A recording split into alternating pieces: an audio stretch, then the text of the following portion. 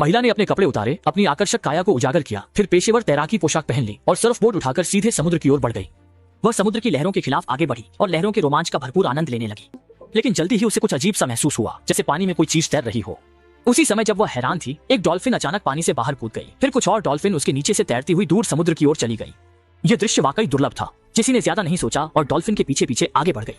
कुछ ही देर बाद उसने एक व्हेल की लाश देखी। आसपास का पानी खून से लाल हो चुका था और शव पर मौजूद विशाल घाव डरावने थे। जेसी को एहसास हुआ कि पानी के नीचे कोई खतरनाक जीव है, इसलिए वह तुरंत किनारे लौटने की तैयारी करने लगा। लेकिन उसे पता नहीं था कि उसके पीछे एक शार्क आ गई है। जेसी गलती से लहरों में बहकर समुद्र की गहराई में चला गया और तेज धक्का लगने से वह चट्टानों से टकरा गया। वह दर्द सहते हुए पानी की सतह पर आया और फिर खुद को संभालकर जल्दी से सर्फबोर्ड की ओर तैरने लगा।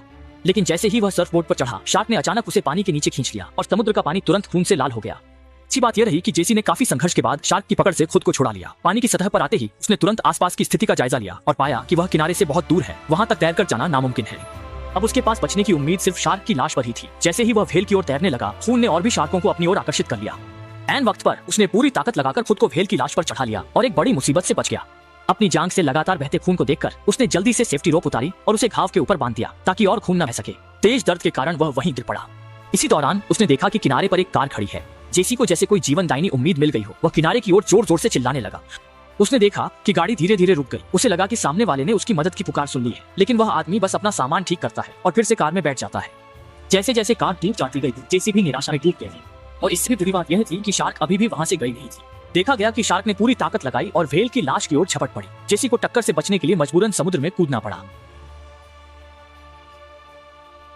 इसके बाद वह सीधे पास के चट्टानों की ओर तैरने लगा। आखिरकार वह बिना किसी अनहोनी के चट्टानों तक पहुंच गया। जैसे वह किनारे चढ़ने वाला था, उसका पैर गलती से जख्म पर पड़ गया। उसका शरीर घावों से भर गया था। अच्छी बात कि उसकी जान बच गई।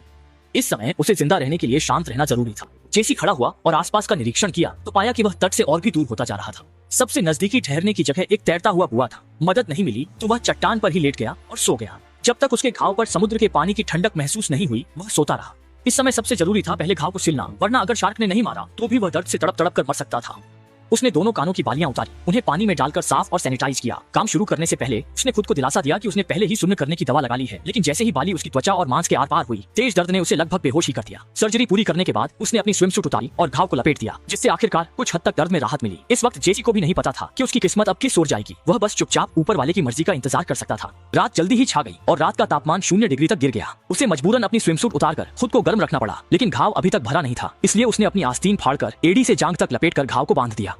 जेसी अनजाने में ही सो गया। आधी रात को एक केकड़ा उसकी जांघ पर चढ़ाया और दर्द महसूस होते ही जेसी ने केकड़े को एक झटके में मार डाला।